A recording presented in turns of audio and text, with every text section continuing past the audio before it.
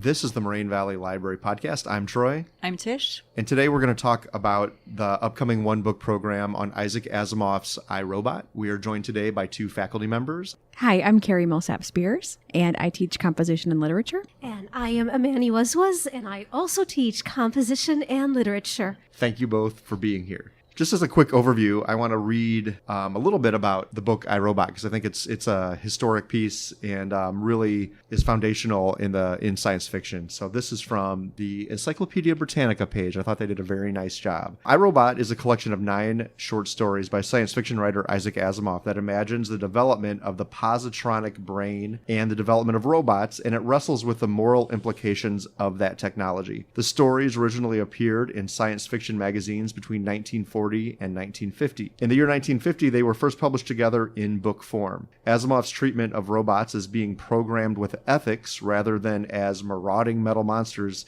was greatly influential in the development of science fiction over the 20th century. So it seems like an important book for us to pick for this one book as technology is more and more intertwined in our lives. So although this book is really focused on technology and robots and the creation of robotics, Amani, if you could talk a little bit about why this book is significant in helping us understand ourselves actually more than understanding robots. All right, Tish, this selection for this year is extraordinary, and it's very, very significant for the very reason that you mentioned. I'll backtrack just a little bit and say that in the 1940s, when Isaac Asimov came up with the idea of robots, these stories were earth-shattering. They were new. Now, granted, much earlier, Mary Shelley in Frankenstein had come up with this phenomenal idea of humans creating a creature that thinks on its own, and she delved very deeply into the psychology of this creation that became very humanistic and very humanoid. We have a lapse of years and years, and in the 1940s, Isaac Asimov comes up with these incredible and very thought-provoking stories. And what I love about the fact that Moraine is going to be reading these is this is a very thought-centered collection of stories. What's beautiful about Asimov is that in creating these stories, it helps us to understand ourselves. Who are we? We have been developing technologies, but the idea of like the thinking being, the thinking robot, is something very significant.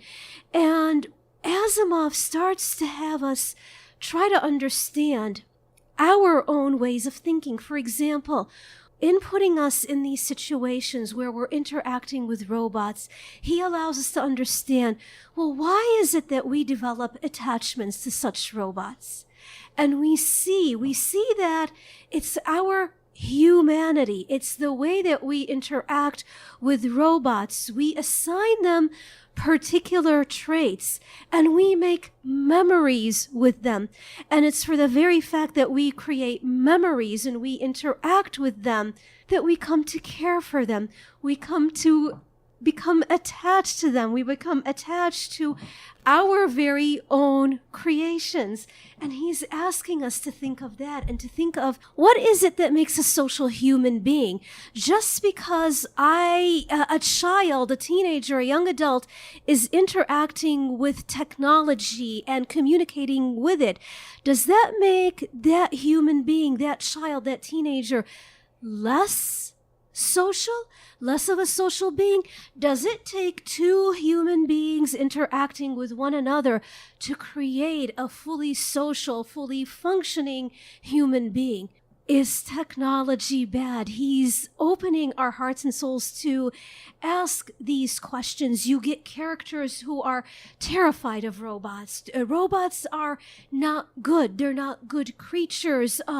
They don't have a built-in sense of ethics or morals. So Asimov is also pushing us to ask that maybe what we should do is take a look at our ways of thinking and what is it that makes us uncomfortable with these robots, is it actually them or is it actually us that we should be terrified of? Something that is fascinating about Asimov is the role of spirituality and religion as well too. You get his robots acting so much like us, acting so much like human beings.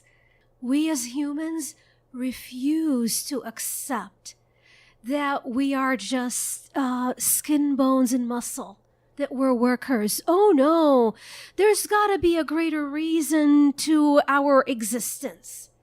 And so when you have Asimov's robots thinking this way, you know this is us. It's Asimov trying to have us understand ourselves on a deeper level, that we want to assign a greater purpose to our existence. So he's having us ask these questions, how is it that we reason the purpose of our being into our world?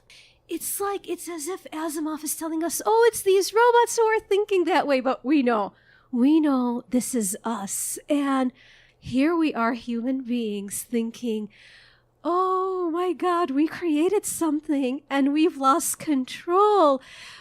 We should have been the gods, but oh my God, they've developed a different divinity, a different divine beings for them to bow down to and not us. Oh, so we have become the jealous gods. In other words, in a way, I see Asimov poking fun at human beings. How arrogant we are. The robots ultimately are following the rules that are embedded within their robotic brains. And the rules go like this. The rules are as follows. Rule number 1, you should not hurt any human being. And rule number 2, you should obey orders unless it violates rule number 1. And rule number 3, you should not get hurt as a robot unless it violates rule number 1 and rule number 3. And so we're embedding these rules in the minds of these robots so that we human beings are going to be protected. But wait a second. Are our rules of morality, are they absolute truths? The philosophical rules that we stand by, are they absolutes or are they subject to context? Are they subject to a variety of different conflicts and a variety of different settings? And Asimov, in a very genius fashion, shows, oh my God, there's no absolutes. Sometimes in order to obey rule number 2, you got to somehow violate number 1 and number 3. And so what we see is that robots at times, they cannot function. They just sit there and then they shake and they twirl around and they dance in circles because they don't know what to do. And I think this is like a very important conversation that Asimov brings to the table. He brings in beautiful ideas that later on Stephen Hawking later on would say, like, be careful, artificial intelligence may take over, and this is what Asimov also, he brings in people's fears. But as I mentioned earlier, it's more like how dare us, because we want to stay in control. Well, how do you think that then translates back to Frankenstein? You bring that up that, Okay. Shelley brings this up first. Right. So what kind of connection do you make? Okay. What I make between the two, Carrie, is the following. For Mary Shelley, she humanizes the monster very deeply. And the monster becomes a human being. And the monster becomes so incredibly lonely and lonesome and feels such depth of rejection from Dr. Frankenstein. And when I've taught like Frankenstein, and I've taught it in a religion and literature class, and it was a multi-faith, multicultural religion and literature class. And what I see between both of them is, for the monster, for Mary Shelley's monster, you have forsaken me. You know, you have created me and you have left me alone. And here I am, you know, I am frail. I have my own vulnerabilities, and you have left me and you have discarded me, and how dare you? And it speaks to, Mary Shelley beautifully speaks to how we create and we let go of our creations. We are not responsible. We are not responsible for taking care of what we have created. And we see that in here. We see that in here as well too, where I've created something, and how dare it not respond to the way that I envisioned it. You know, it's almost like a dysfunctional parent-child relationship. It's Yeah. almost like that. It's almost like when I think of spirituality and religion, it's almost like the fall from grace. You know, human beings are created. They're expected to be perfect. And then when they're not, they're cast down, you know, from the Garden of Eve, Garden of Evil. Oh my goodness, from the Garden of Eden, and we see that here, like, you know, it's almost, Carrie, like we human beings are the robots. You know? I 100% agree with you. Yeah. And when I read the first chapter of iRobot, all Yes.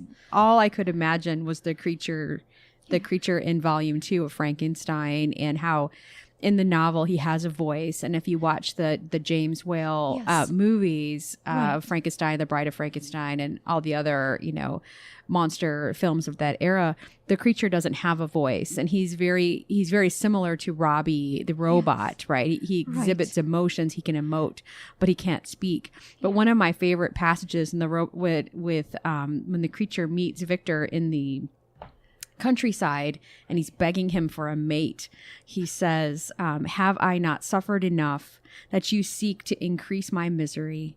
Life, although it may be an accumulation of anguish, is dear to me, and I will defend it. Remember, thou hast made me more powerful than thyself. My height is superior to thine, my joints more supple.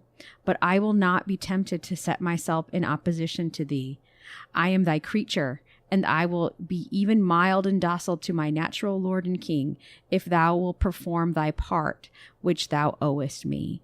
And it reminded me so much of when Robbie is cast out of the family, right? So the creature, for those of you who haven't read Frankenstein, the creature lives next door to a family in volume 2, and he is essentially cast out from the family when they see him. And no one obviously goes after the creature. No one helps the creature. But in iRobot, in the chapter Robbie, the little girl Gloria says to her mother, "He was not a machine," screamed Gloria. "He was a person just like you and me, and he was my friend." I mean, if you would have some, I think Asimov is giving, in my opinion, and I'm a little, I don't know, I'm more team creature than team Victor, because I think Victor, does everything wrong in Frankenstein, but that's another conversation. But I think Asimov gives the creature a little bit of a voice in Robbie, and I just loved that chapter. It was probably my favorite in iRobot. I don't know. Did you have another one that you liked? I loved the Robbie chapter as well too. I love the innocence of Robbie. I loved so much that Robbie is such a sweetheart, and that he wants to listen to Cinderella Yes. over and over and over again. Yes. I love that as well. Carrie, I love the Robbie chapter. I also loved Reason tremendously, and I loved the Liar chapter a lot. I loved it because the robot basically lies to the human beings and tells them what's on their minds and their wishes. And human beings at first are like, oh my God, they get their wishes come true. And then when they realize the robot has just been lying to them, they cannot handle it. So it's like, the robot.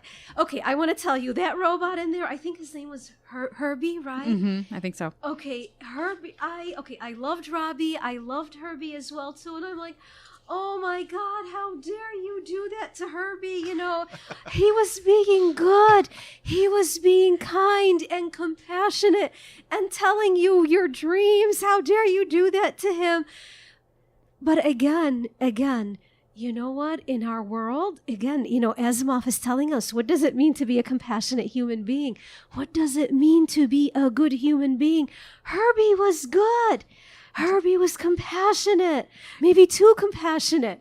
Do you think, you know, Asimov gives them these great names, Robbie and Herbie, and these like very childlike names in And some cutie, way, and yes. they're cute, cutie, and Cutie. they have these sort of elements to them that made me really think about, you know, Rousseau and the idea of, you know, childhood and the fact that people are born good and society makes them evil. And I think that kind of plays out in iRobot in a lot of these different stories. And I study a lot of popular culture, as you know, Yes. Amani. Yes. And I'm a big science fiction fan, and I'm I guess if one could be a scholar of Star Trek, I would be one of those. And You certainly are, yes.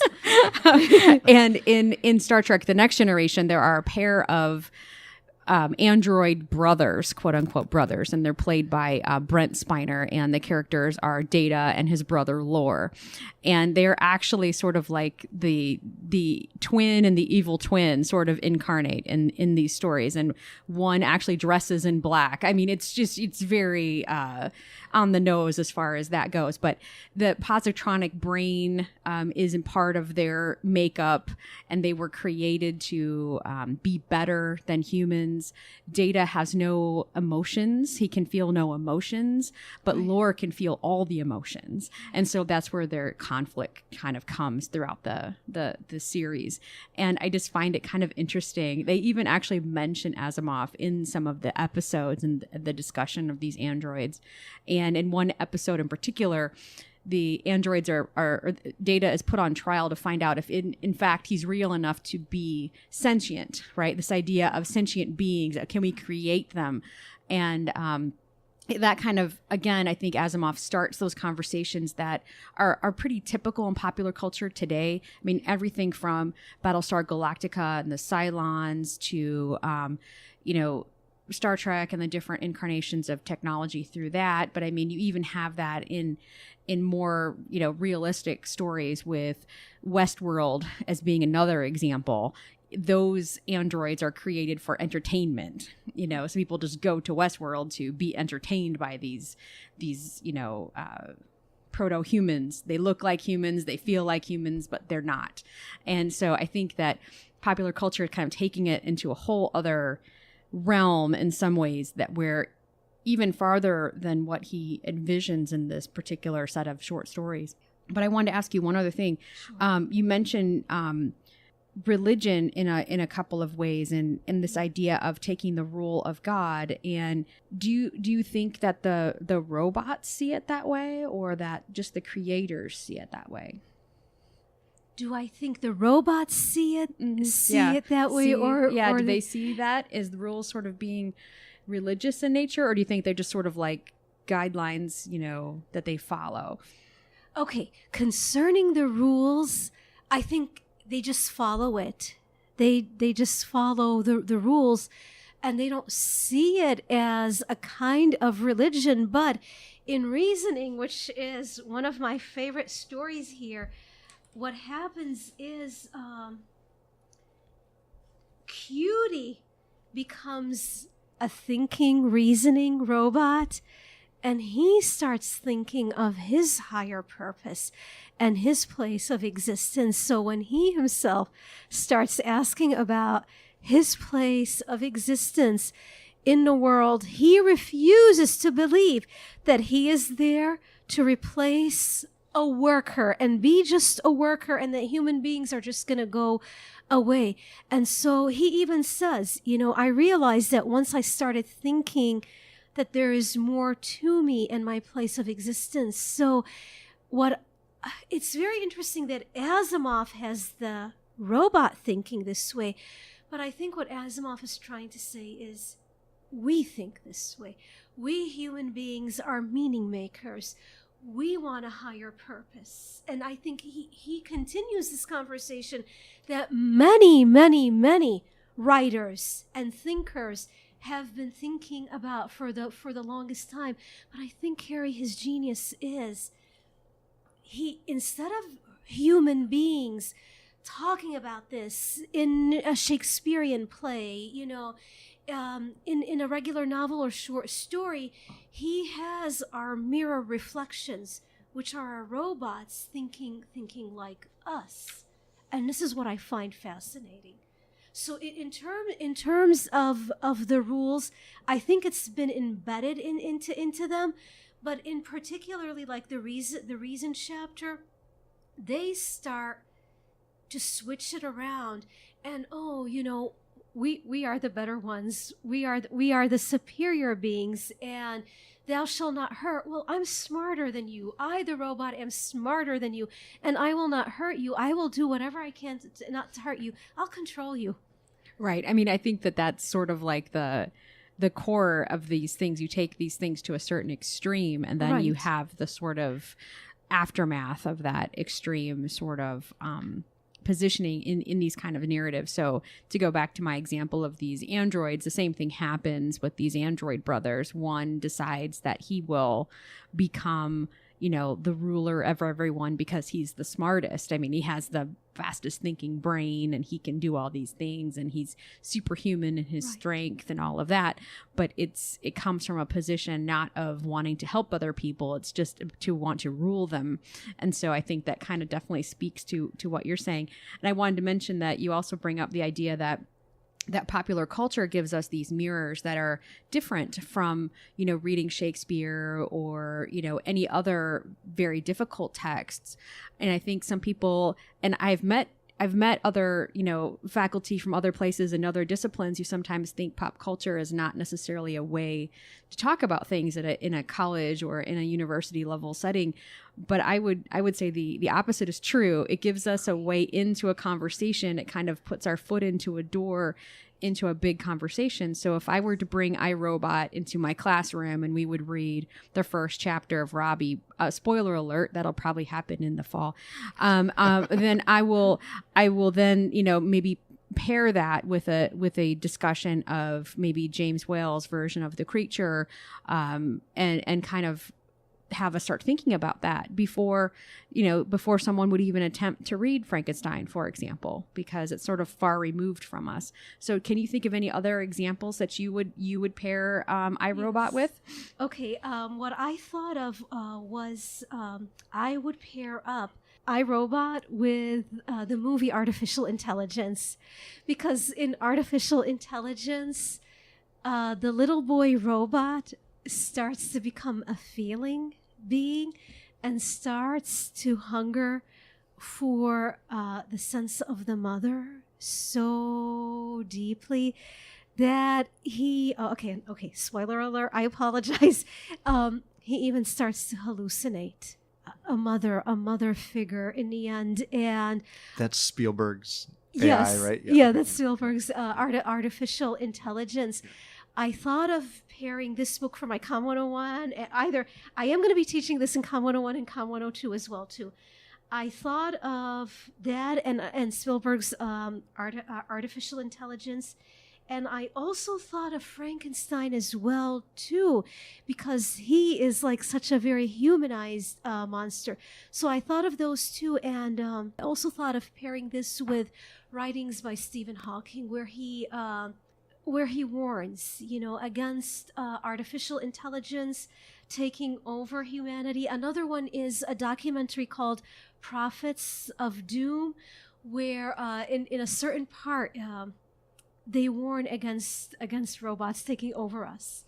Well, I mean, I think it's kind of funny because we have all these warnings against these things. We shouldn't have artificial intelligence and robots are going to take over.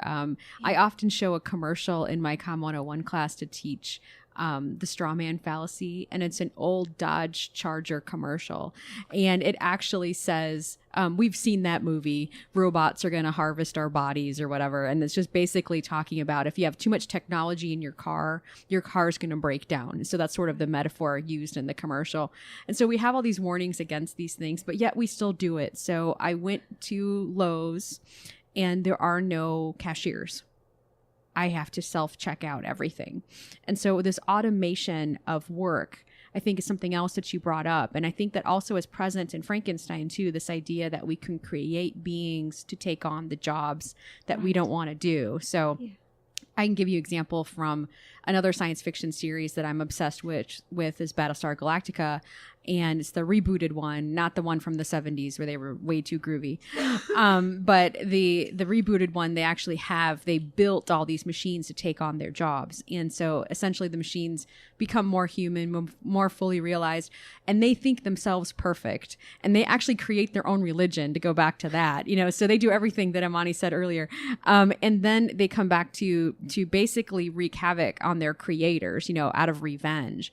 And it's sort of this idea that they take on all of the work that no one else wants to do, and they have to do all that work. So do you see sort of this novel or this collection of essays in iRobot as sort of a warning against automation or technology and, become more cyborgs, I mean, I'm wearing a Fitbit. I have a phone in my pocket that connects to my car when I get into it. So what am I now? Right. Right. I really found the last two stories so compelling, right?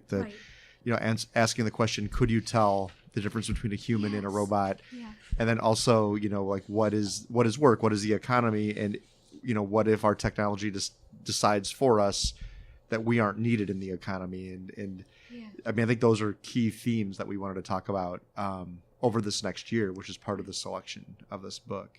I don't know what that means for our students, what kind of work what will be available in the future. Right. I don't know. I think it's an interesting question, but I do think that's something else that's brought up in this novel. Okay. For me, this has begun the conversation, and I look forward so much to August, September, October, November, so I'm really looking forward to how this is going to branch out. Well, I'm really looking forward to the discussion that we could have between humanities faculty and sort of STEM faculty about this kind of story, about this sort of discussion of technology and humanity. Because I think that in the humanities, we've been fighting for our existence lately, that we are relevant, that we have a place in the world, and that, yes, you can get a great job studying engineering, and I love engineers. My son's going to be an engineer. That's not the case, but I think we also have to discuss the fact that at the core of engineering, there are human discussions, there are human feelings, there are human, there are things that we need to be aware of. And so I think I'm most excited to talk about the sort of intersection between the humanities and STEM in stories like this. So I think that would be fun. Thank you both so much. I am super excited about just thinking about all of these things for a while over the next year, and have some great ideas and great questions that I can't wait to pose to you later and to all of our other faculty and our students. So really enjoyed this conversation. Yes, thank you so much. Thank you so much.